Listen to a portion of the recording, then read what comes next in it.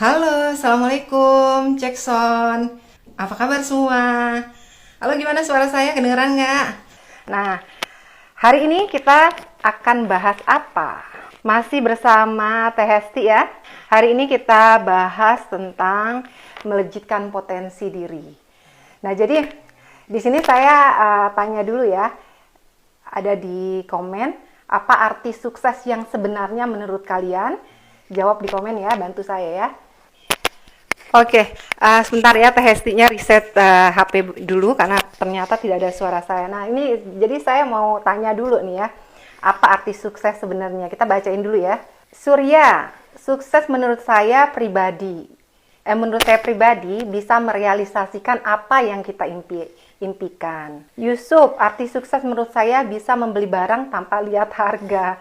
Yusuf ini kocak ya, selalu. Ini yang suka ini ya, Rafathar kan ya. Sukses menurut Eca bisa keliling dunia Bu. Masya Allah, insya Allah ya Eca. Nah jadi banyak banget ya, banyak banget masing-masing punya definisi sukses masing-masing gitu ya. Dan saya juga nggak bisa bilang itu salah gitu ya. Tapi tadi sebelum live saya sempat baca ada Jim Rohn. Nah mungkin ini di searching ya, saya juga baru tahu beliau gitu ya. Jadi dia bilang, jika Anda tidak mendesain rencana hidup sendiri, Anda akan masuk ke dalam rencana hidup orang lain. Dan apa yang telah mereka rencanakan untuk Anda tidak banyak gitu. Jadi benar ya. Jadi kalau kita bisa dikatakan sukses, berarti kita ini udah masuk Hestinya ya. Nanti kita lanjut masalah sukses ya. Hesti, Assalamualaikum. Halo Hesti, kedengeran nggak suaraku? Halo, Assalamualaikum. Kedengeran. Apa kabar di Alhamdulillah. sana? Baik, Tadi barusan di alhamdulillah. restart, terus baru kedengeran lagi suaranya. Oh, oke. Ya, sebenarnya sehat, tapi nggak tahu mendadak ketika akan live gatel tenggorokan. Kayaknya tadi makan ini nih. Makan. Tahu nggak ini? Kecimpring. Ada apa yang mau saya? Mestinya pulang ya. Kenapa? Mestinya Iya, pulang ya. Udah nggak pulang berapa lama nih? iya benar. Jadi ya sedikit mengobati rindu. Ayo Hesti. Hesti, malam ini kan kita ingin ngebahas melejitkan potensi diri ya. Jadi kan pasti banyak banget gitu ya orang-orang yang dalam hidupnya pengen sukses gitu ya.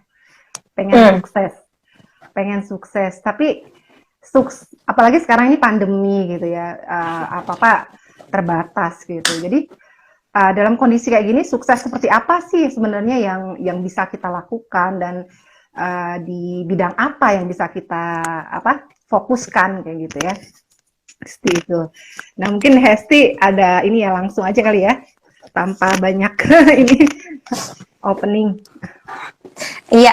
Assalamualaikum warahmatullahi wabarakatuh. Halo, apa kabar semuanya yang sudah hadir? Saya Hesti di sini dari Talos Mapping Depok, TM Point Depok. Jadi TM Point itu singkatan dari Talos Mapping Point.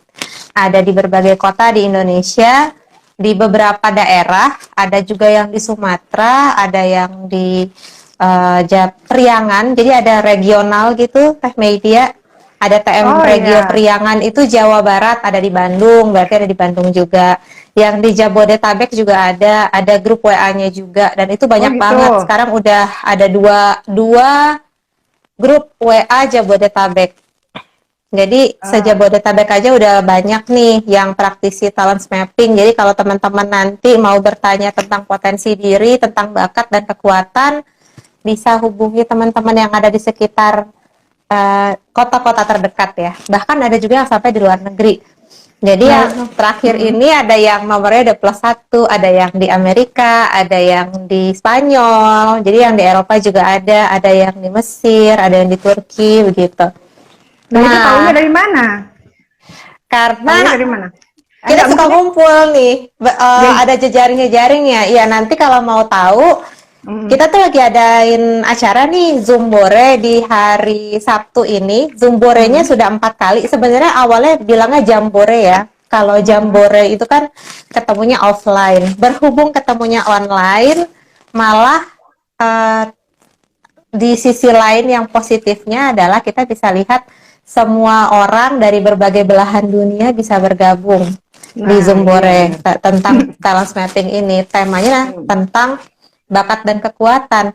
Jadi kalau tahun ini temanya adalah COVID collaboration. Nah, FIT-nya nanti dicari tahu ya.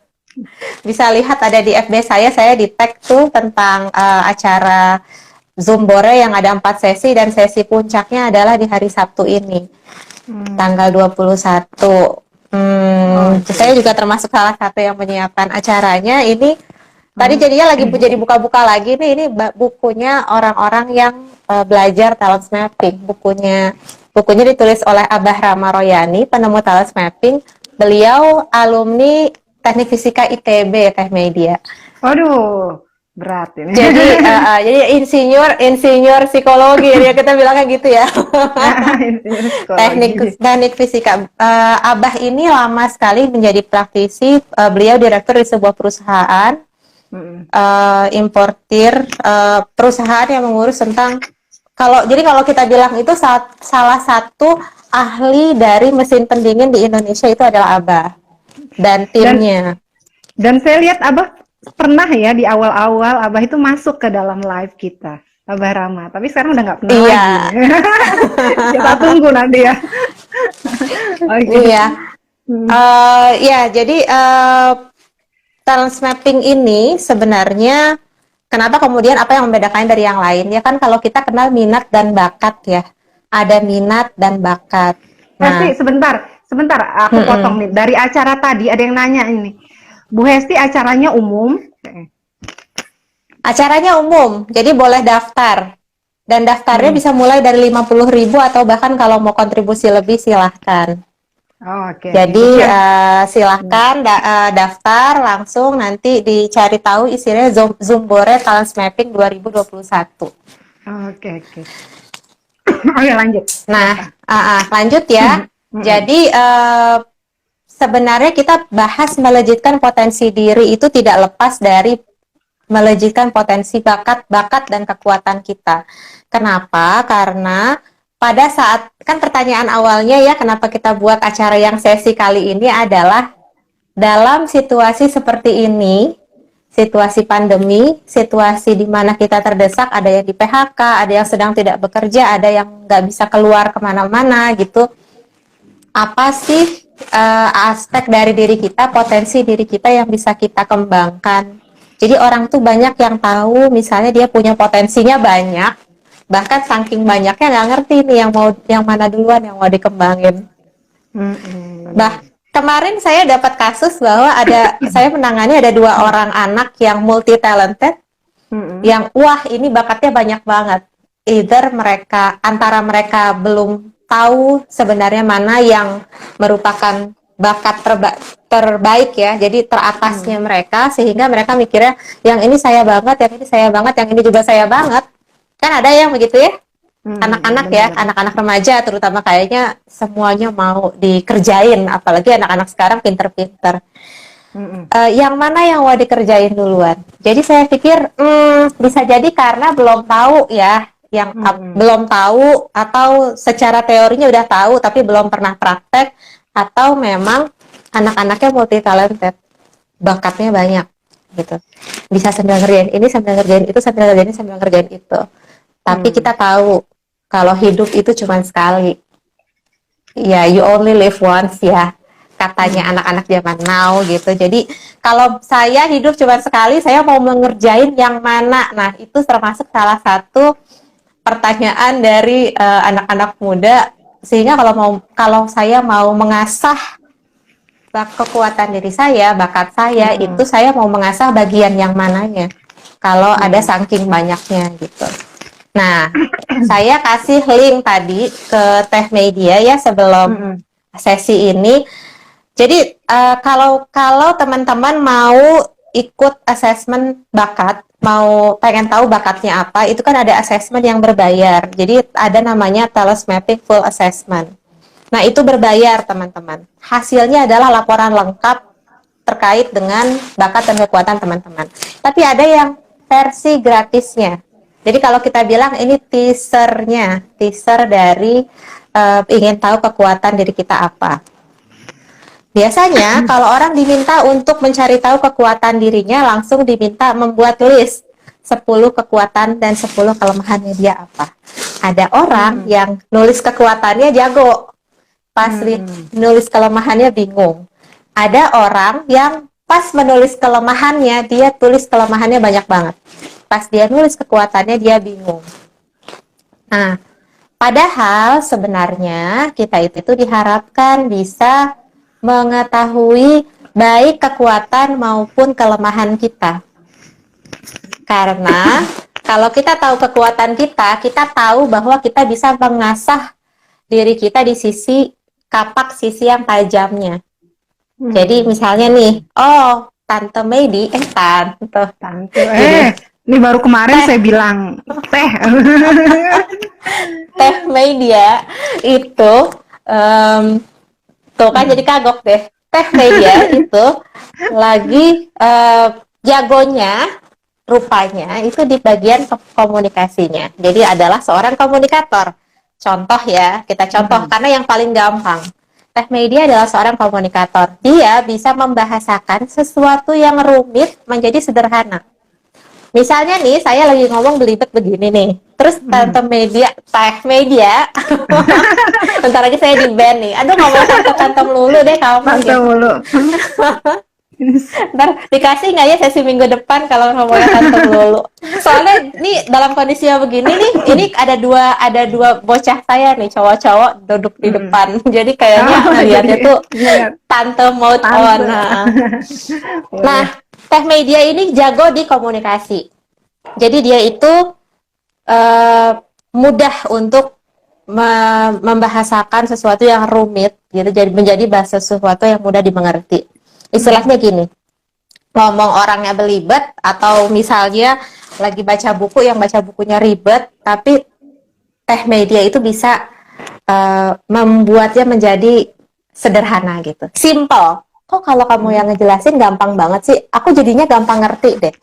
Kita jadi ingat ya, kalau lihat jejak sejarahnya Teh Media, itu sebelum menikah beliau sempat menjadi marketing ya di marketing bukan bagian software offshore structure. Nah, software offshore structure. Kita kebayang ya, offshore structure engineer dengan bahasanya yang belibet itu, yang saya juga dulu nggak ngerti waktu di teknik sipil itu. Aduh, jadi integral, diferensial, jadi 3 kali, 4 kali, 5 kali itu buat apaan sih? Nah, dan Teh Media itu bisa membahasakannya menjadi mudah dimengerti di depan customer, sehingga orang-orang lumayan awam tuh laris deh. Jadi benar-benar silakan coba diceritain, bener nggak? Jadi kan sebenarnya sebenarnya itu sampingan ya. Ketika saya pulang ke Indonesia, ada yang nawarin software yang memang benar-benar kita pakai dan terkenal gitu. Semua offshore structure itu pakai software itu. Akhirnya dikenalin lah ke saya gitu ya. Akhirnya ya oke lah, waktu itu saya memang semi apa ya, pengusaha ya gitu ya. Jadi proyekan gitu ya, proyekan. Nah, ketika kita masarin software, which is itu tuh nggak semua yang ada di ruangan tersebut, ketika kita presentasi, mereka itu engineer gitu. Banyak bos-bosnya juga atau bidang-bidang lain yang harus meng-approve pembelian itu gitu. Jadi mau nggak mau kita kan harus menjelaskan sesederhana mungkin gitu, biar mereka ngerti gitu, seperti itu sih sebenarnya. Iya, tapi tidak semua bisa melakukan itu. Jadi ada orang-orang yang cerdas juga, pintar, iya, tapi pada saat disuruh menjelaskan ke orang lain belibet. Atau kita melihat bahwa ada skripsi atau tesis atau bahkan jurnal ilmiah yang bahasanya ketinggian. Idenya mungkin nangkep, tapi nggak bisa diturunin. Istilahnya orang awam tuh tidak bisa paham begitu. Sehingga kadang-kadang ya beberapa jurnal ilmiah itu di tanda kutip terjemahkan lagi oleh wartawan gitu, oleh jurnalis kesehatan sehingga orang awam itu bisa mengerti. Nah, itu ternyata salah satu potensi teh media yang tidak dimiliki oleh orang lain tapi teh media punya. Nah, kalau kemudian kita itu kan punya potensi diri ya. Kadang-kadang sudah sangat ada di dalam diri kita selama bertahun-tahun kita nggak ngerti bahwa orang lain tuh nggak punya kekuatan diri itu, tapi kita punya gitu. Kadang kita cuma bilang gini, masa gitu aja nggak bisa sih kamu? Aduh, jelek gitu. Padahal kan ada orang yang punya dia enggak. Nah, pas udah belajar tentang talent mapping, tentang kekuatan dan kelemahan diri itu kita jadinya ngerti. Setiap orang itu diciptakan unik. Jadi bukan aneh ya. Kalau dulu kan bilang dia mah orangnya aneh gitu, padahal sebenarnya unik. Karena setiap manusia itu ada tujuannya, tujuan penciptaannya misalnya. Cuma kita belum mengenali tujuan penciptaan kita buat apa. Nah, balik lagi sekarang ke pertanyaan yang teh media kasih. Sebelumnya yang mau bertanya ke ini ya, question box ya, seperti biasa. Nanti kita di akhir-akhir kita buka. Oke, gimana Hesti? Coba deh. Nah, di sini ada teman saya yang jadi panitia Zombore, namanya Mas Ruli Mujahid. Kalau saya manggilnya biasanya Om. Ntar juga di band ya. Pokoknya Mas Ruli Mujahid. Karena beliau sebenarnya kira-kira angkatannya sekitar kita gitulah. Oh, ini beliau adalah arsitek yang menjadi coach, coach juga menjadi coach. Namanya life coach practitioner. Jadi kalau mau tentang kehidupan, punya ingin memberdayakan diri menjadi jauh lebih baik lagi, nah itu menghubunginya para coach, pelatih. Jadi bukan olahraga doang ya yang butuh ya. Coach. Ternyata hidup itu juga butuh coach. Makanya ya. ada praktisinya, ada life coach practitioner, bisa hubungi Mas Ruli. Sih mungkin nanti yang tes tadi yang gratisan itu bisa kita masukin linknya ke ini ya. Bisa kita masukin ke, boleh akses di temubakat.com. temubakat.com. Nanti kita coba, ketik juga di ini ya di. Oke. Oh, nah tuh Esti udah tulis. Nah, jadi gini. Jadi ada dua jenis assessment di talent mapping itu. Yang pertama ada full assessment talent mapping yang hasilnya 34 tema bakat dan 114 kekuatan. Dan sebenarnya ada juga 5 personal branding. Jadi kalau misalnya kita lagi wawancara kerja, kita ditanya, saya orang yang seperti apa? Nah, itu bisa dijelaskan di 5 personal branding itu. Itu untuk full assessment talent mapping. Bisa, nah itu berbayar dan bisa menghubungi praktisi talent mapping terdekat. Salah satunya Mas Ruli, bisa hubungi saya juga, bisa japri juga lewat teh media. Nanti teh media akan sampaikan ke saya. Nanti teman-teman bisa dapat hasilnya. Tapi kalau kemudian waktunya belum ada, cukup singkat gitu, kira-kira punya waktu 10 menit, 15 menit pengen tahu tentang kekuatan diri, bisa coba di yang versi gratisnya. Jadi versi teasernya di temubakat.com. Iya, Temubakat. Teman, teh media mau ngeliatin hasilnya nggak yang tadi? Iya, boleh. Nggak ini ya. Apa yang mau ditanya coba? Kan tadi teh media sudah sempat ikutan tesnya ya. Yang namanya adalah Strength Typology 30, ST30. ST30. Jadi, ST30 ini 30 peran yang bisa kita ambil, yang bisa kita miliki di masyarakat, dan kira-kira kita mau jadi apa ya gitu. Nah, itu strength tipologi kekuatan, 30 tipologi kekuatan. Ya, jadi coba boleh. Jadi dari hasil tadi temu bakat itu ya, apa? Temubakat.com. Iya, jadi dia bilang potensi kekuatan saya itu adalah ambasador, caretaker, caretaker, Caretaker, commander, ya, apa gini? Commander, Commander, komunikator, distributor, motivator, sama visionary. Coba kebayang nggak yang kira-kira emang menurut Teh Media, iya sih itu saya banget, itu yang mana? Saya rasa ya yang pertama ya, ambasador. Ambasador ya. Heeh. Kemudian komunikator, motivator, visionary. Nah, kalau yang baru tahu bahwa oh ternyata saya bisa berperan menjadi itu, bagian yang mana? Nah, aku nomor 3 itu kurang paham sih, Hesti. Yang commander ya. Commander ya.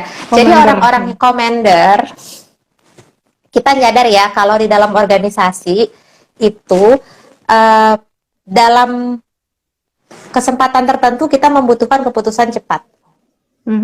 Bener nggak? Kadang ada tipe pemimpin yang kalau mengambil keputusan itu dia penuh pertimbangan. Benar-benar. Nanti dulu gitu. Nah, tapi ada orang-orang yang ya udah tegesin aja. Kalau bisa ngambilnya yang tek tek tek tek tek, nah gitu. Nah, Teh Media ini kalau dalam kondisi yang mendesak itu biasanya diandalkan untuk mengambil keputusan. Maka itu bakat commander itu adalah bakat yang seperti itu. Sebagai kita bilangnya sebagai atasan ya, sebagai pimpinan biasanya diambil sebagai pimpinan. Nah, kalau ketemu dengan orang yang juga comment atau orang yang ternyata ya sudah deh terserah aja misalnya, itu kadang jadinya bereaksi nih, aduh kenapa sih pelin-pelan banget misalnya atau gimana. Tapi ternyata rupanya itu adalah dari, kalau di dalam 34 tema bakat, dari bakat komennya Teh Media. Nggak banyak orang yang punya bakat komen ini. Karena orang berbakat komen ini biasanya dia diandalkan menjadi pimpinan di perusahaan atau di organisasi. Seperti misalnya sekarang ya lagi punya usaha ya namanya BBQ ya. Benar, BBQ. Dan apa namanya, mungkin apakah kerasa dalam manajemen sehari-hari, misalnya bagaimana apabila perlu diminta Teh Media diminta untuk mengambil keputusan gitu. Iya benar. Jadi memang itu relate ke sebenarnya, tapi saya ngerasa pertanyaannya itu nggak terlalu banyak ya, Hesti. Tapi bagaimana mereka bisa mendesain itu tuh kamu loh gitu. Ya menariknya sebenarnya karena dia dari data yang banyak ya, terus kemudian dari konfirmasi ya, itulah sebuah konstruksi sebuah soal itu begitu. Tapi ini kan ST30 ya, ini ST30 nih. Nah, kalau full assessment yang talent mapping itu dia lebih detail lagi. Karena kalau misalnya nih untuk beberapa orang, kadang-kadang dia tidak bisa mengambil keputusan apakah memang itu saya banget atau bukan saya banget. Gitu. Jadi ada orang-orang yang emang benar gue orangnya begitu. Sehingga pas udah dapat hasilnya, dia juga akan bertanya, emang benar gue orangnya kayak gini ya. Ini ya lucu nih si Yusuf. Kita bacain komen di sini bentar ya. Boleh.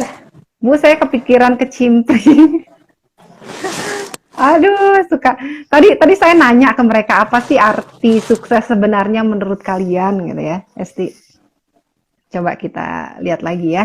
Ini saya ngelihat ke sini bukan yang nggak fokus ya, sambil ngelihat pertanyaan di laptop biar gampang. Jadi coba kita dari atas nih. Tapi itu relate nggak sih, Hesti? Maksudnya tadi juga kan saya nemu ya istilah bahwa jika Anda tidak mendesain rencana hidup sendiri, Anda akan masuk ke dalam rencana hidup orang lain. Jadi mungkin salah satunya dengan kita mengetahui bakat kita, itu kita mendesain apa yang kita mau gitu ya di kemudian hari, seperti itu kan ya maksudnya ya. Karena jadi jadi memang karena jadi kalau menurut kita baca dulu deh sukses menurut mereka ya. Ntar dulu ya. Ini banyak banget ya dari atas. Aduh ini udah ketutup ya, udah kebanyakan komen. Bingung juga. Nah jadi udah agak susah nih, terlalu atas, harus dari sini. Jadi tadi ada yang bilang sukses itu kalau kita apa lagi tadi? Aduh harus ke atas terus ya sih. Kelihatan ini nggak menarik nih ya. Kelihatannya gini nih. Bu, teman saya bisnis gorengan di kampus sukses, Bu. Jadi gini. Terus definisi dari siapa sukses ya? sendiri. Dari siapa ya? Dari Jadi, Darmansyah. Darmansyah. Oke. Terus apa lagi ya? Yuk. Kelihatan nggak di tempatmu? Apa lagi? Nih sukses nih ada dari Nadia. Saya scroll dari atas dulu ya. Silakan. Nih dari Nadia. Sukses menurut saya adalah ketika kita bisa mengendalikan emosi. Itu sukses. Terus ada lagi apa nih ya?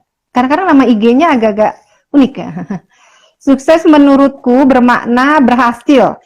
Berhasil dalam pendidikan, mengendalikan diri, bahagiakan orang tua dan lain-lain. Seperti itu. Dari Kinaya Maharatu, sukses bagi saya bisa check out Shopee setiap hari. Ini kayaknya asik nih. Ini ada lagi. Jadi banyak sekali definisi sukses buat adik-adik kita gitu ya. Tapi yang pasti ketika kita dikatakan sukses itu kan berarti ada sesuatu goal yang kita capai ya. Ada sesuatu goal yang kita capai, nggak sih? Jadi memang sukses itu karena nggak bisa sukses itu kita katakan finansial atau kita katakan barang-barang branded gitu. Karena banyak kok orang yang memang finansialnya kuat tapi dia nggak bahagia gitu atau malah akhirnya pergaulannya jadi berantakan gitu kan ya.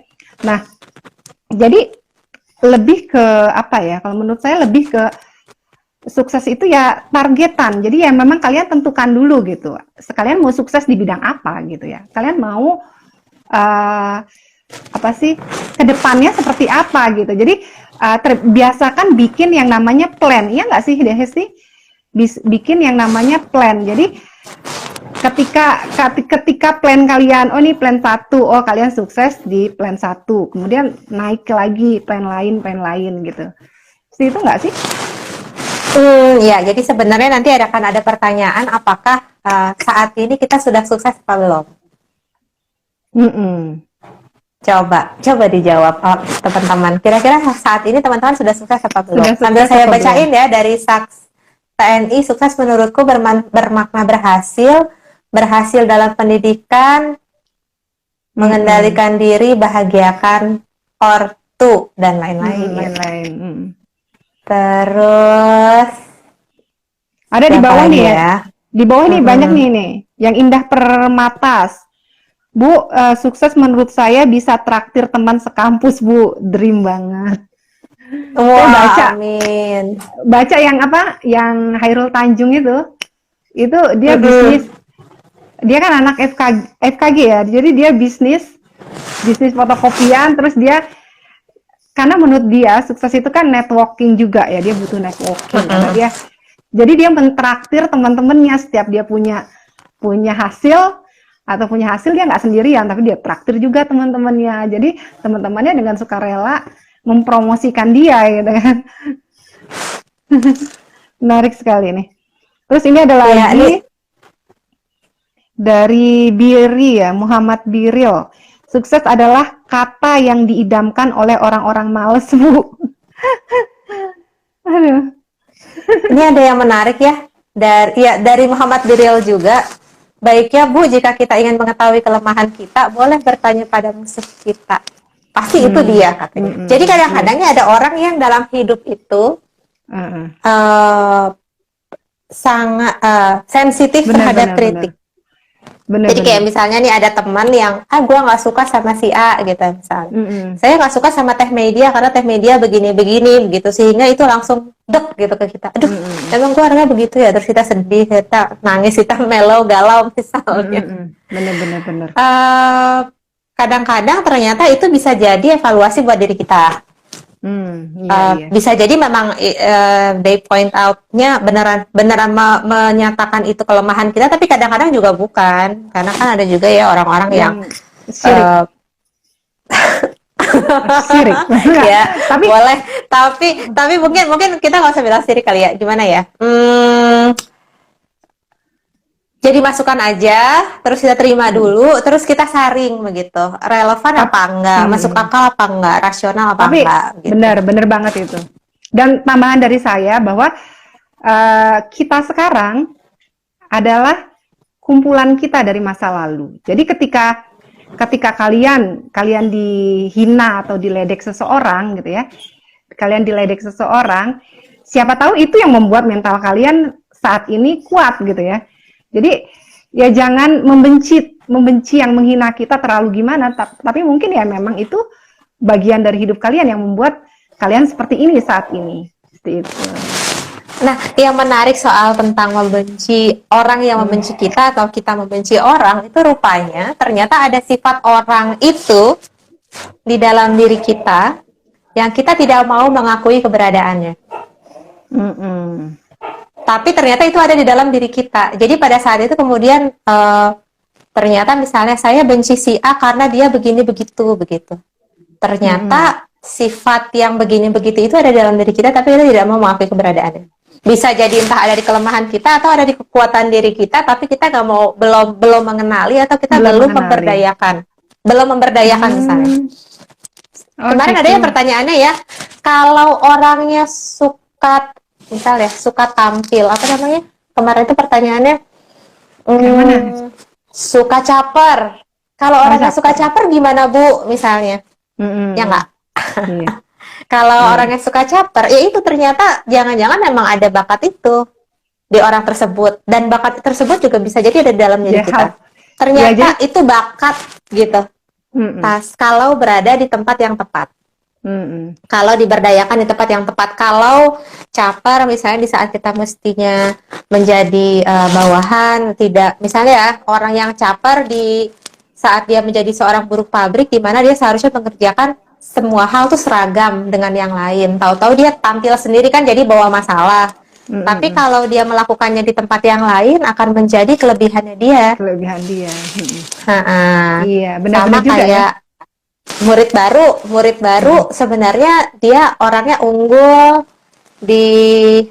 ternyata dia aslinya penyanyi, tapi kan dia mesti jadi murid baru ya, mahasiswa baru misalnya. nggak boleh itu ya, dandan misalnya, nggak boleh show up gitu. Jadi kalau berada di tempat yang tepat, hal tersebut bisa jadi kekuatan diri kita. Iya, bisa jadi dia memang ini ya, bisa viral gitu ya, kok beda gitu ya. Asalkan di tempat yang tepat gitu. Jadi kalian bisa jadi influencer. Ya, viral itu. Iya. Benar.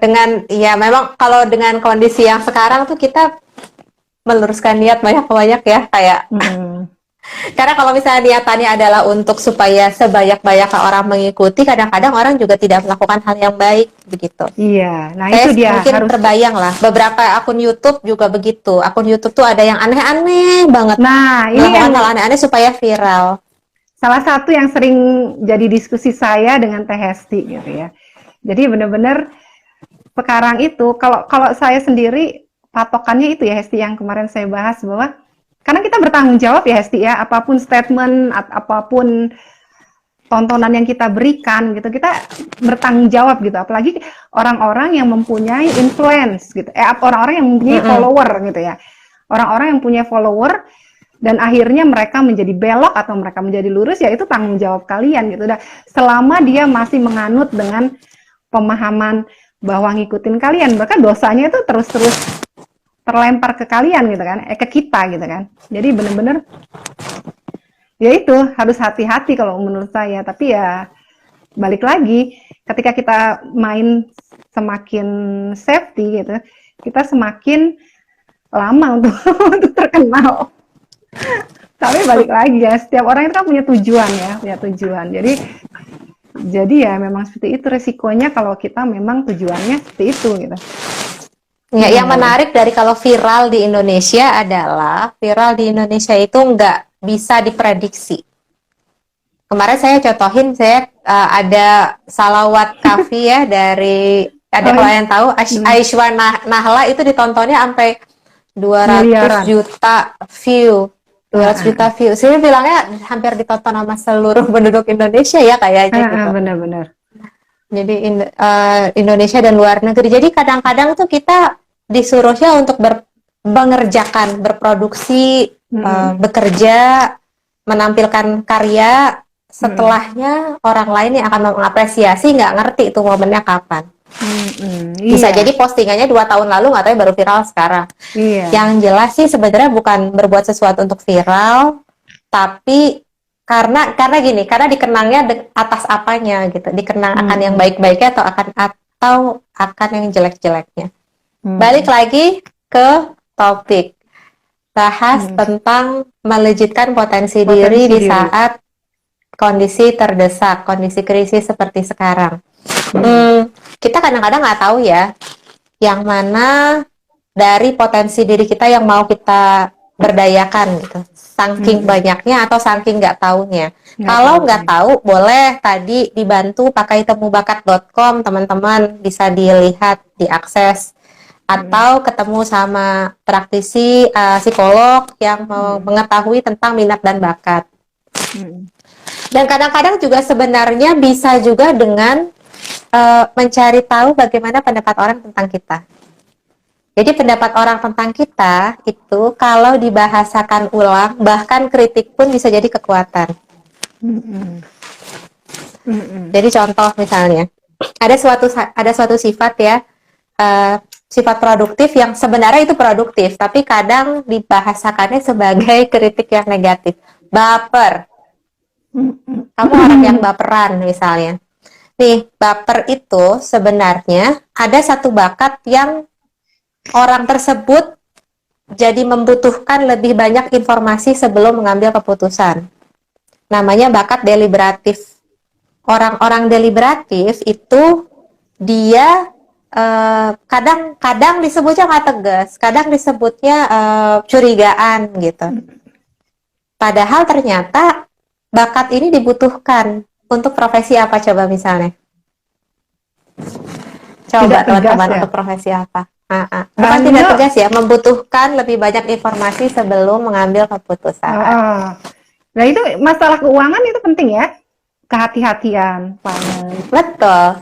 Kebayang nggak ada orang accounting terus baik hati, baik hatinya, oke lah baik hatinya gitu. Tapi Bu mau kasbon Bu, iya boleh berapa gitu. Bu pinjam ya Bu, ini akhirnya fraud, akhirnya keuangannya ambruk perusahaan karena nggak pakai orangnya tidak deliberatif tadi misalnya. Jadi sebenarnya sifat-sifat itu tuh semuanya ada di dalam diri kita, cuman ada yang muncul, ada yang enggak. Ada yang kemudian sangat muncul dengan mudah sehingga menjadi kekuatan diri. Nah, salah satu contohnya tadi deliberatif. Auditor, orang keuangan, pengacara, begitu itu juga termasuk orang-orang yang butuh deliberatif. Ada pertanyaan, kalau yang korupsi gimana? Korupsi itu di Indonesia ada banyak motifnya, tapi utamanya karena motif afiliasi, karena pertemanan. Nggak enakan. Gitu. Terus satu lagi misalnya, ditraktir, minta ditraktir. Jadi kayak misalnya nih ya, waktu dia mudanya punya organisasi, bertergabung dalam organisasi. Pas sudah jadi pejabat, kan gajinya segitu-gitu aja ya. Tapi dia perlu mengadakan acara apa, menservis, berterima kasih kepada atasan, kepada seniornya, kepada yang muda-mudanya, begitu sebagai investasi masa depan. Nah itu jadinya motif afiliasi kita bilang ya, motif pertemanan.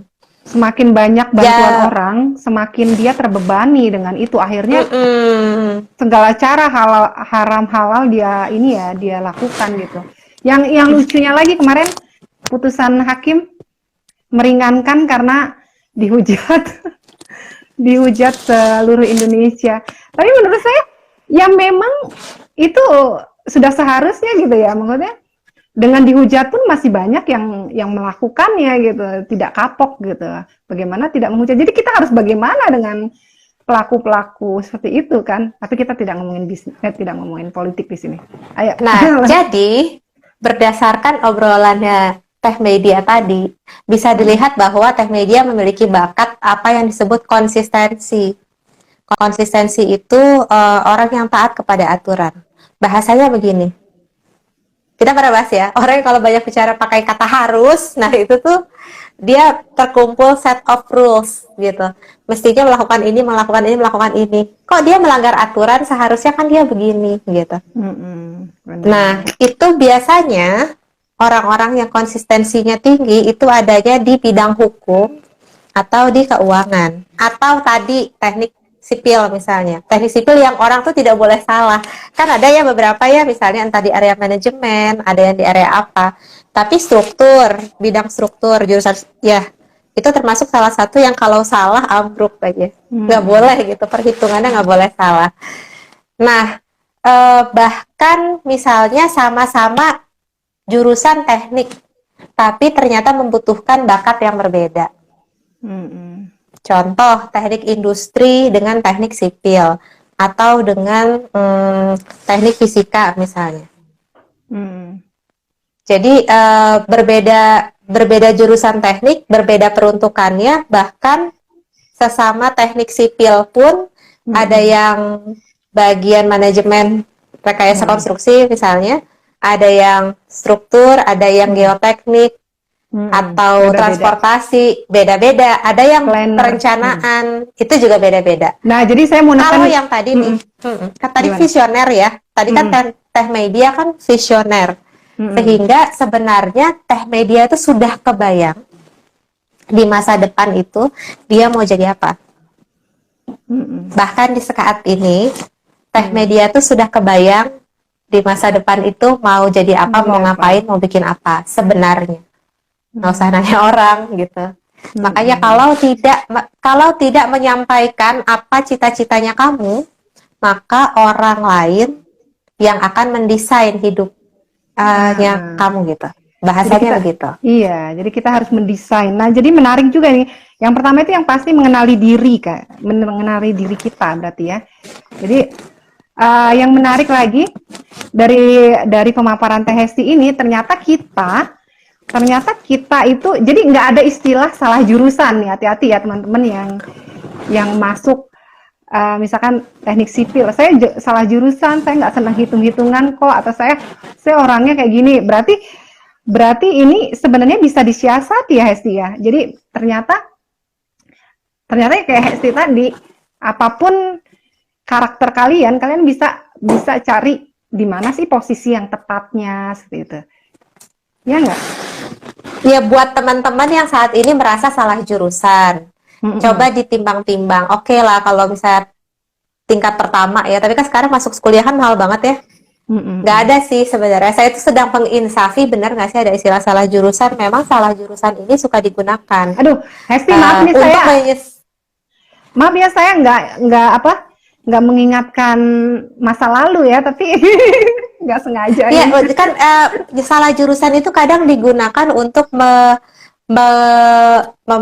membenarkan masa lalu kita begitu. Jadi kayak benar. Iya sih, bisa saya salah jurusan misalnya gitu. Padahal sebenarnya kalau dibilang pernah juga kita bahas, kalau nggak masuk jurusan ini, masuk jurusan itu, saya nggak akan ketemu dengan orang-orang yang membentuk diri saya sekarang. Iya, benar-benar. Nah, jadi perlu. Jadi balik lagi. Teh Hesti ini dulunya teman kuliah saya di Teknik Sipil ITB selama 3 tahun ya? 2 tahun, 3 tahun? Oh, 2 tahun. 2 tahun ya? 2 tahun. Kemudian sebelum dia memutuskan pindah ke psikologi, Unpad. Nah, Jadi,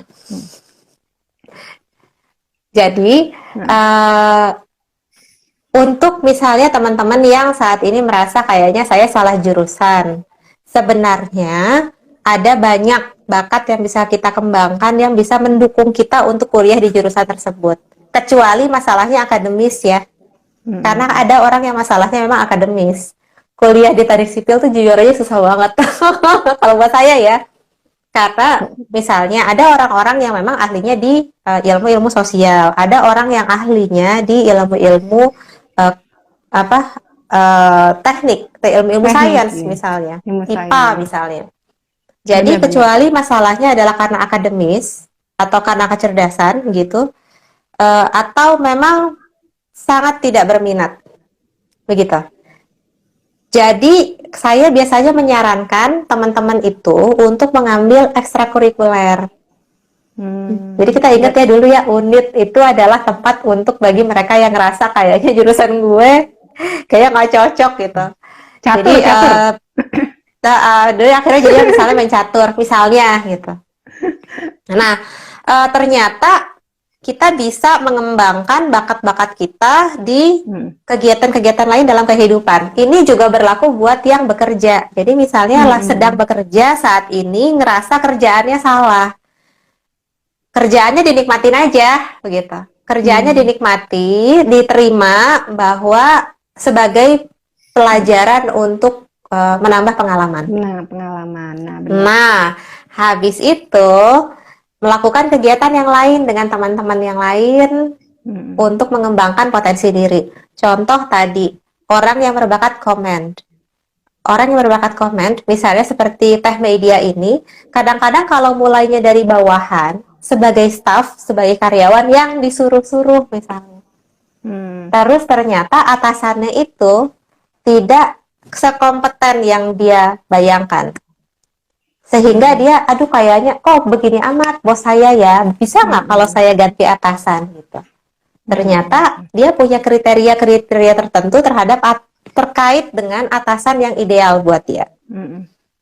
Nah, padahal sebenarnya dia bisa tuh cari bakat dia yang lain, kan bakat orang banyak ya, nggak cuma satu gitu. Bahkan dari 34 bakat itu ada 14 bakat yang dominan. Jadi bukan hanya 7, ada 14 dalam diri seseorang. Yang 6-7 lagi itu netral, dan yang lainnya itu bahkan apa yang disebut kelemahan pun bisa disiasati sebagai kekuatan diri. Jadi bisa lakukan hal yang menggunakan bakat yang lain. Contoh bakat responsibility. Responsibility itu tuh tanggung jawab, merasa bertanggung jawab. Jadi orang dengan bakat responsibility itu kalau diserahi tugas dia akan mengerjakannya sampai selesai. Sampai selesai. Kalau dia masuk jurusan meskipun salah jurusan dia kerjain sampai kelar, sampai lulus gitu. Karena ini sebagai tanda bakti saya kepada orang tua. Itu tuh orang-orang berbakat responsibility. Pasti sebelum ini saya mau ngingetin dulu ke teman-teman. Teman-teman kalau nanti ternyata kalian keluar mendadak dari live kita, langsung balik lagi ya, langsung lihat ke Instagram saya, langsung klik join lagi. Karena memang beberapa kali banyak yang tiba-tiba keluar sendiri gitu ya. Jadi nanti kalau misalnya keluar cari lagi, masuk lagi ya, seperti itu. Dah. Pasti ini ada yang menarik nih dari Pipit Fitriani 09. Kesuksesan adalah di mana seseorang berhasil untuk mengejar suatu tujuan atau di mana seseorang yang berjuang untuk masa depannya dapat tercapai sesuai dengan keinginannya. Ya, itu garis bawahnya keinginannya gitu. Keinginannya gitu. Karena tapi bisa nggak ya Hesti ya? Ini pertanyaannya mungkin ngaco ya. Bisa nggak ya ternyata kita sukses di potensi yang di tempat yang sebenarnya bukan kekuatan kita gitu. Bisa nggak tuh Hesti? Bisa. Jadi bisa, ini benar-benar cuma bisa. Nah ya, cuma apa efeknya gitu? Apa konsekuensinya? Apa bedanya gitu coba?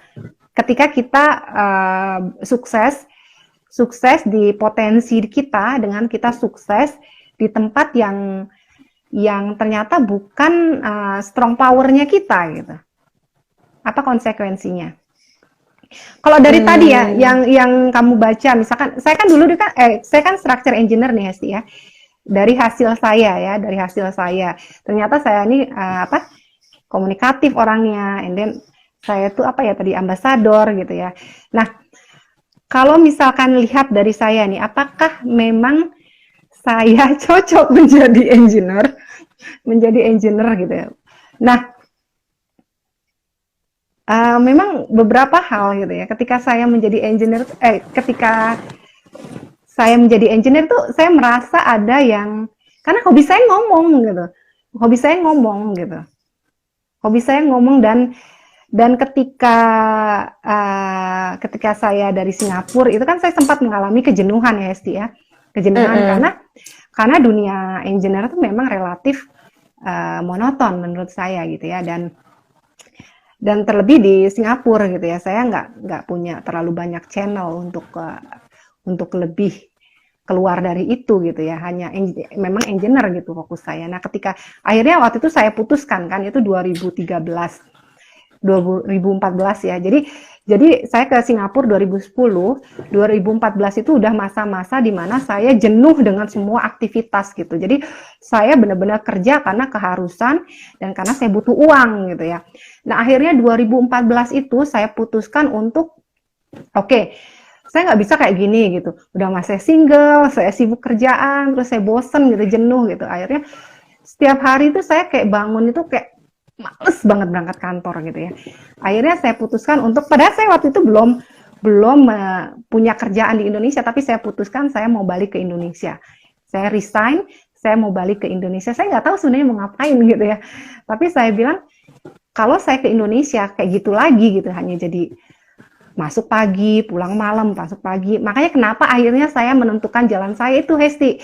Saya engineer tapi saya per project. Kemudian saya jadi yang ambasadornya si software itu gitu. Terus saya tuh kayak dapat project, kayak saya konsultan gitu ya, beberapa perusahaan gitu yang mereka memang punya engineer tapi mereka tidak punya leader gitu untuk engineer tersebut gitu. Jadi saya mungkin satu perusahaan saya hanya datang sehari atau 2 hari untuk ngasih assignment ke engineer tersebut. Terus sisanya saya ngerjain project-project lain atau saya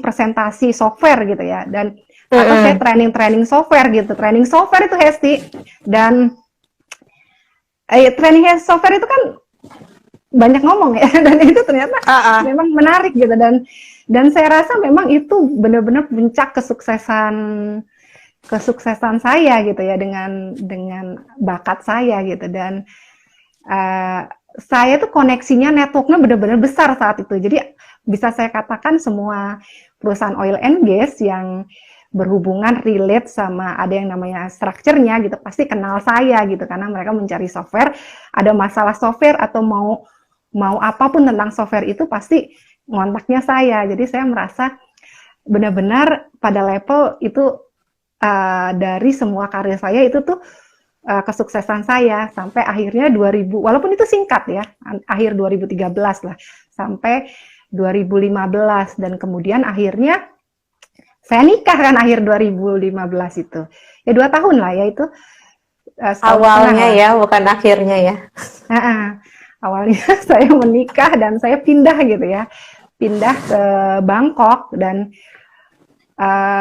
itu dia. Tipe saya adalah orang yang senang ketemu orang banyak gitu. Jadi ketika tadi saya jelasin, ketika saya live itu kayak seneng gitu karena memang apa ya, nggak tahu, saya senang aja gitu ngomong dan senang berkomunikasi dengan banyak orang gitu. Dan sempat mengalami masa ini ya, ketika habis menikah itu, ketika saya benar-benar tidak punya banyak kenalan dan sendirian di sana gitu. Akhirnya, dan saya belum mengenal yang namanya Instagram kali ya. Udah mengenal tapi saya belum mengenal yang namanya live dan sebagainya gitu ya. Nah, itu benar-benar menurut saya tertekan ya. Nah, ketika akhirnya saya berani live lagi, saya merasa emang kehidupan saya tuh ini lagi gitu, balik gitu, kehidupan saya balik gitu. Ini jadi saya nih yang ngobrol banyak. Iya, jadi gini ya, yang perlu disadari adalah untuk menuju peran yang kita tetapkan itu, misalnya saya mau jadi seorang offshore engineer misalnya, seperti tech media begitu. Kita mesti melalui fase-fase beratnya, misalnya tadi. Coba kalau dilihat lagi hasilnya, sebagai seorang insinyur sebelumnya juga ada kebutuhan untuk membuat laporan yang banyak.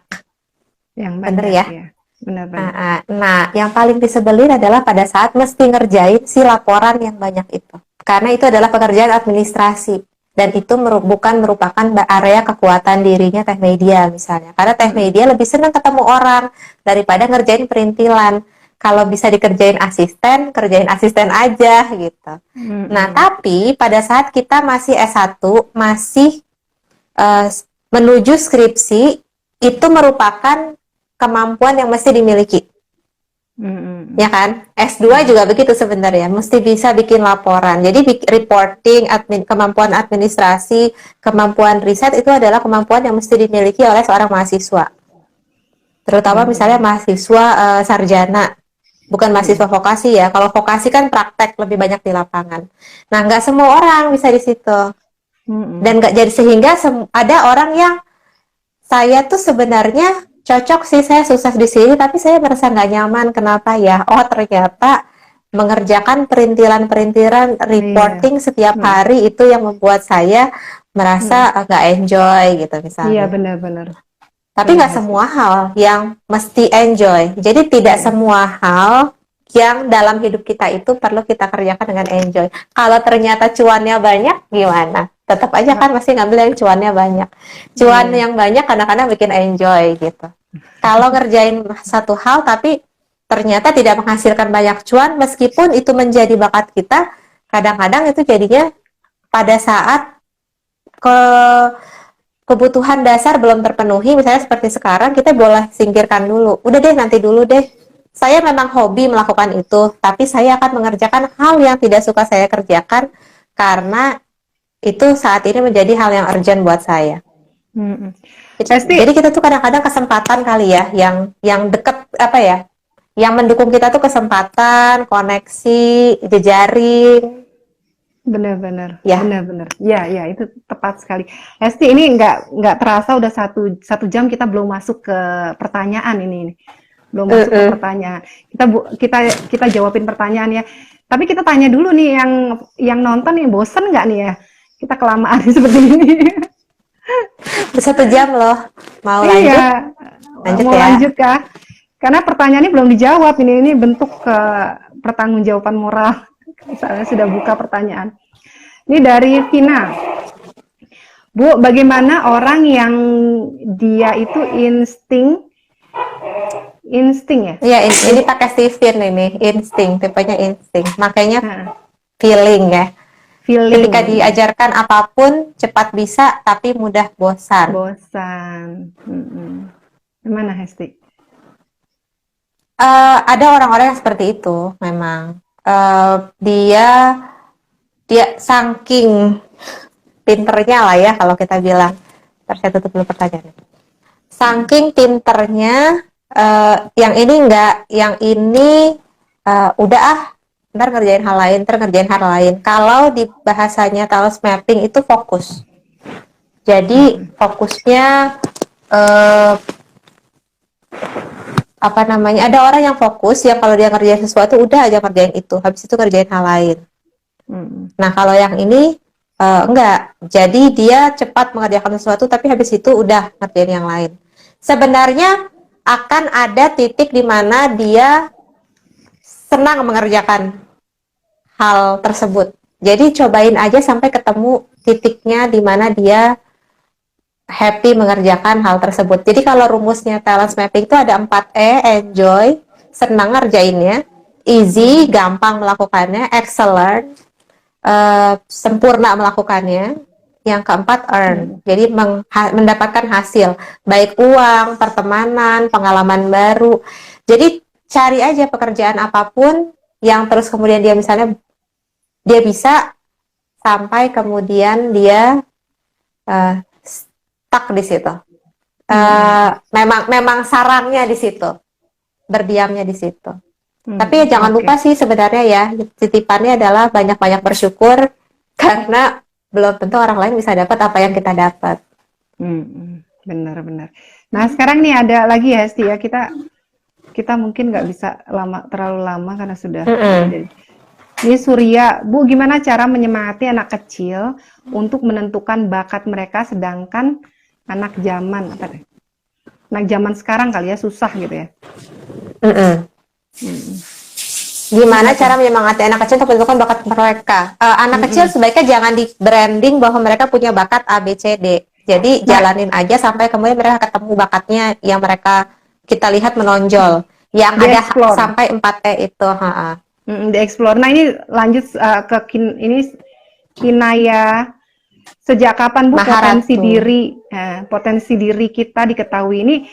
Ini balik lagi nih pernah Hesti bahas yaitu usia 16 ya. 16. Jadi sudah diketahui bisa ditetapkan di usia 16 tahun tapi persiapannya dari kecil. Dari potensi fisik, jadi dari fisiknya ketahuan anak ini jago di olahraga apa enggak, begitu dari kecil sebenarnya udah dipersiapkan oleh orang tua. Jadi baiknya orang tuanya dulu yang belajar talent mapping, baru nanti dengan konsep itu dia bisa mendampingi anaknya. Next. Dalam mewujudkan potensi diri, faktor utama yang paling berperan apa selain diri sendiri? Faktor utama yang paling berperan. Oh, dirimu bisa baca ya? Bisa. Coba apa kira-kira? Yang paling berperan selain diri sendiri, lingkungan ya. juga berperan. Tapi yang terutama adalah sebenarnya Allah itu sudah menetapkan jalan kita itu sebagai apa. Hesti lanjut sebentar ya, Asraf bangun. Langsung iya boleh. Ya, kamu just. Oke, saya handle ya. Nah jadi sebenarnya kita akan menjadi apa itu sudah ada suratannya begitu. Jadi kitanya yang menjalani saja dulu apa yang ada di depan kita ambil, peluang yang kita dapat kita coba, dan kalau kita sudah mengerjakannya dengan baik, baru kemudian insya Allah kita akan menemukan yang mana bakat kita. Kadang-kadang nggak ngerti karena ada orang yang sudah senior, sudah 65 tahun baru menemukan bakatnya. Contohnya Colonel Sanders dari KFC. Nah, berikutnya,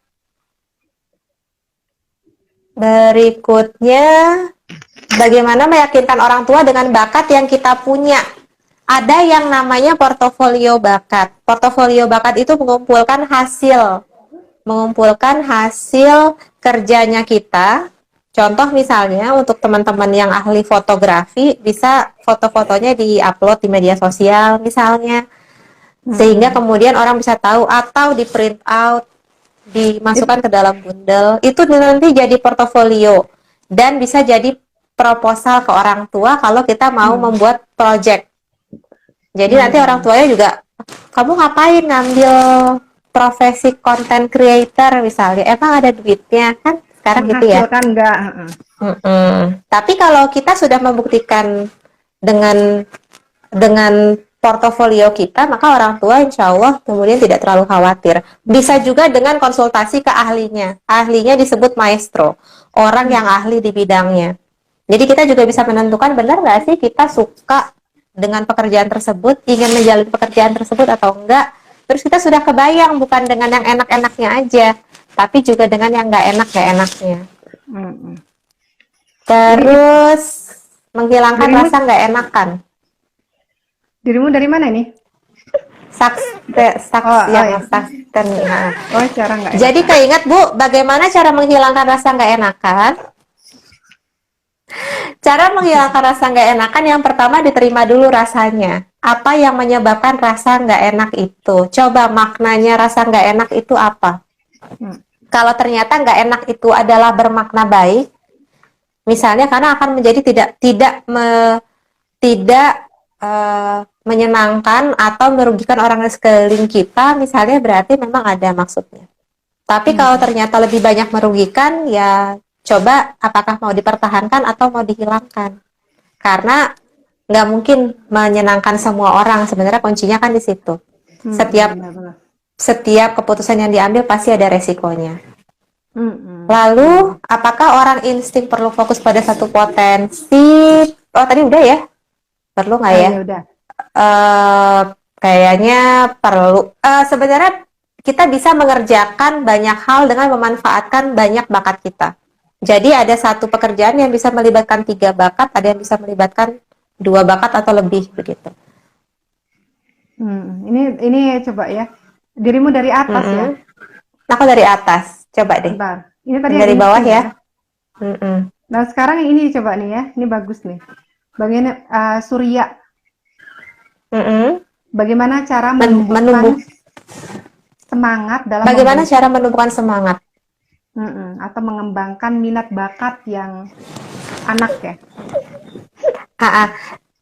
Lingkungannya yang difasilitasi. Kita kenali dulu kira-kira kalau anak kita arahnya ke sana, ada nggak fasilitasnya? Kadang sebenarnya tidak perlu dengan fasilitas yang mahal, dengan di alam pun bisa, dengan lingkungan yang tepat pun bisa. Jadi kalau ketemu dengan misalnya komunitas orang tua yang anak-anaknya memiliki bakat tersebut gitu. Sekarang mungkin banget sekarang karena orang tua tuh ada kelas-kelas, misalnya kelas desain, kelas entah menulis, melukis misalnya, begitu. Benar. Oke. Apalagi ya? Yang menarik ya, Sti. Gimana cara mengelola stres agar tidak menghambat potensi yang sudah dimiliki? Stres itu pasti ada, tapi ada stres yang menyenangkan, ada stres yang tidak menyenangkan. Jadi ada eustress, ada distress.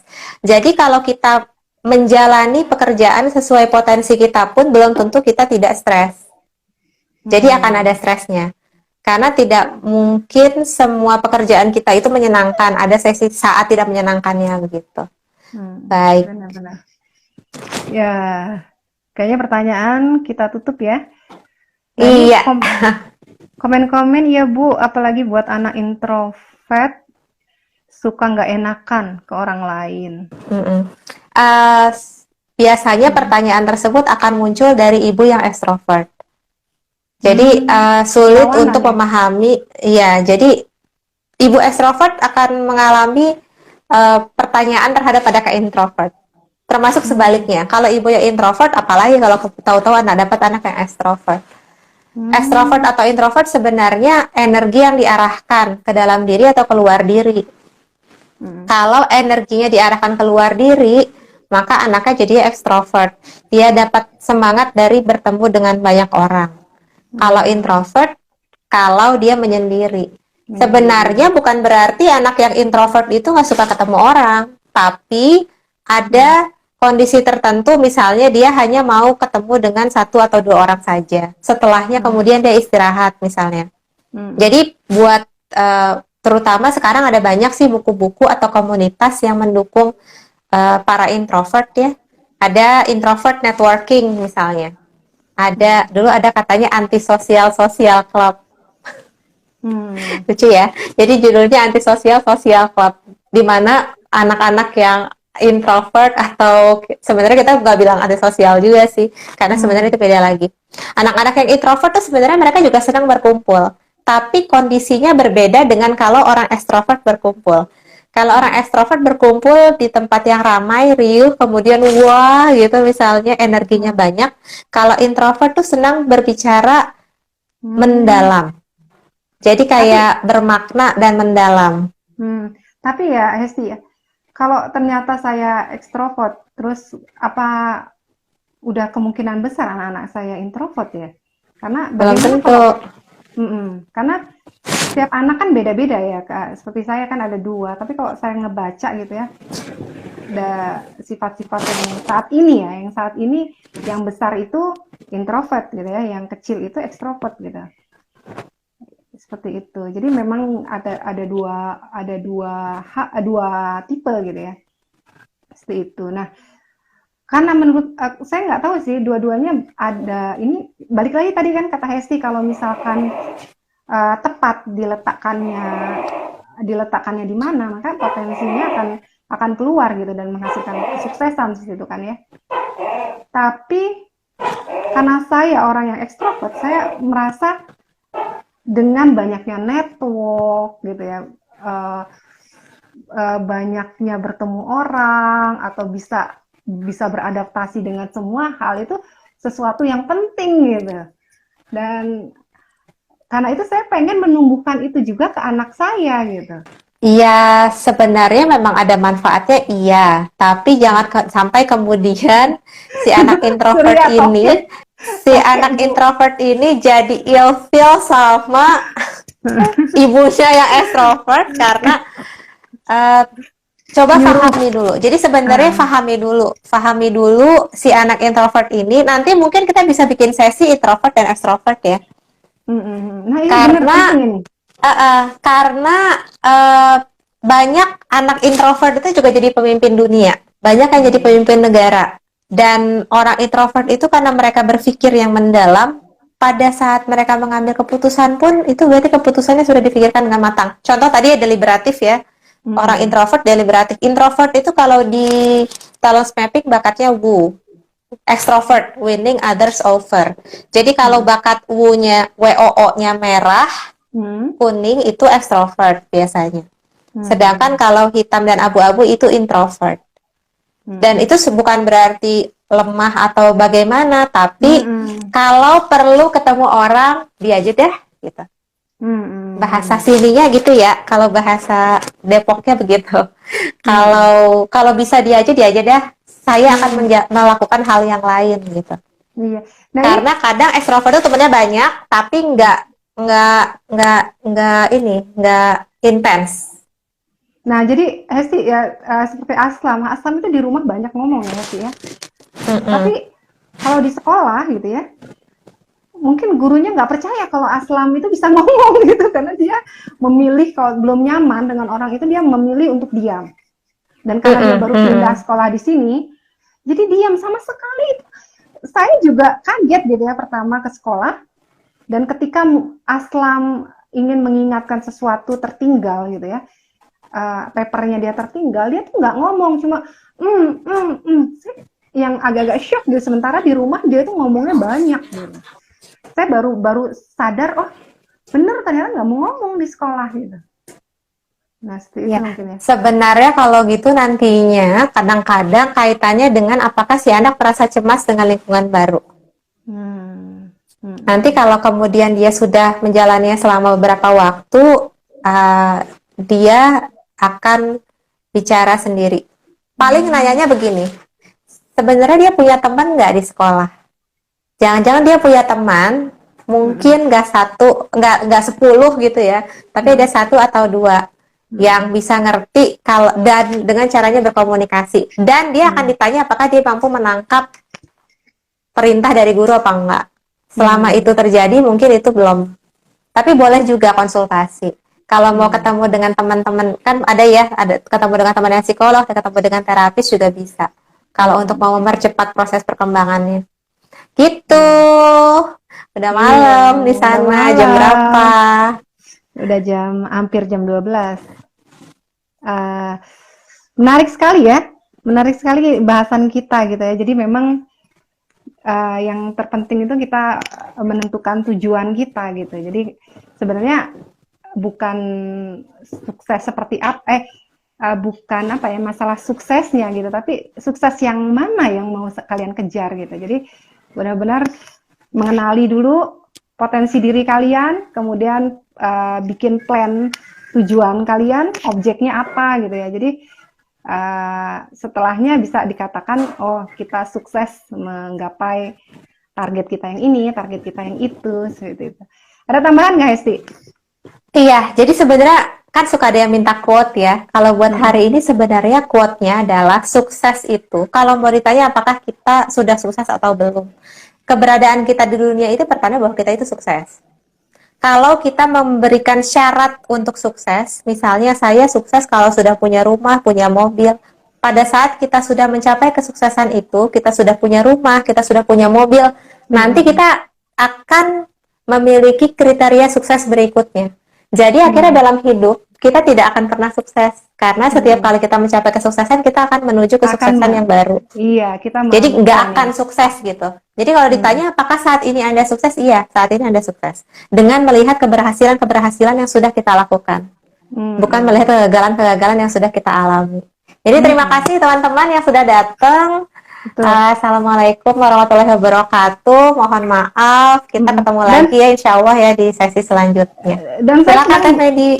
Ya, saya senang banget ya untuk acara kali ini, banyak banget ini komen-komen yang masuk ya. Jadi itu apa sih bentuk dari apa ya? Ternyata kita itu connect dengan follower ya. Ini banyak banget, coba ada dari ini banyak sekali nama-nama baru ya. Saya juga senang karena di sini saya ingin sekali gitu ya mengajarkan kalian juga untuk berani gitu ya, berani menyuarakan gitu, menyuarakan pendapat kalian gitu, nggak hanya kita gitu, tapi kalian juga menyuarakan pendapat-pendapat kalian gitu ya. Jadi terima kasih banyak ini ya, buat banyak sekali nama-nama baru ini yang saya rasa. Zakia Rahma, anak seni biasanya introvert Bu. Kemudian ada lagi tadi itu yang apa Surya itu saya rasa baru ya. Makasih banyak Bu buat jawabannya. Kemudian ada Sakni ya, nggak bikin ngantuk live-nya. Makasih Sakni ya, ditunggu di live selanjutnya. Kemudian ini banyak sekali ya, Biril, Muhammad Biril. Terima kasih Bu, sama-sama ya. Semoga apa yang kita coba sampaikan itu keterima dengan baik dan bisa apa ya, maksudnya memotivasi kalian dan bermanfaat ya, yang bermanfaat. Akhirnya dari saya cukup sekian, dan jangan lupa besok itu sebenarnya ada live lagi tentang inspiring people ya, inspiring people yaitu beasiswa Swedia, dan jangan lupa teman-teman yang mau request tema baik dengan saya, baik dengan Teh Hesti atau guest-guest lainnya, silahkan ya inbox saya. Terus follow juga Teh Hesti di Instagram. Jangan lupa follow juga, ikut di Zembore 2021 ya untuk talent mapping, untuk ketemu dengan Abah Rama langsung di live itu Zoom. Penting. Nah, kalian bisa langsung ke Instagram Teh Hesti posting di sana pastinya. Bisa di sana pasti ada keterangan ya Teh Hesti ya. Di Facebook, ada di Facebook. Oh, di Facebook. Nah, bagaimana? Kenapa nggak dimasukin di Instagram, Hesti? Oke, nanti saya masukin ya informasinya. Informasinya, karena kita lewat Instagram dan mungkin lebih gampang rekan-rekan juga ini ngelihat ke Instagramnya. Nah, akhirnya kita sudah ditendang oleh live IG, sudah turun. Sudah turun ini ya viewernya, dan kita tutup aja ya Hesti ya. Terima kasih banyak, kita ketemu lagi minggu depan insya Allah. Salam buat keluarga ya Hesti. Assalamualaikum warahmatullahi wabarakatuh. Terima kasih semua yang sudah nonton ya. Waalaikumsalam warahmatullahi wabarakatuh. Iya. Terima kasih semuanya. Iya.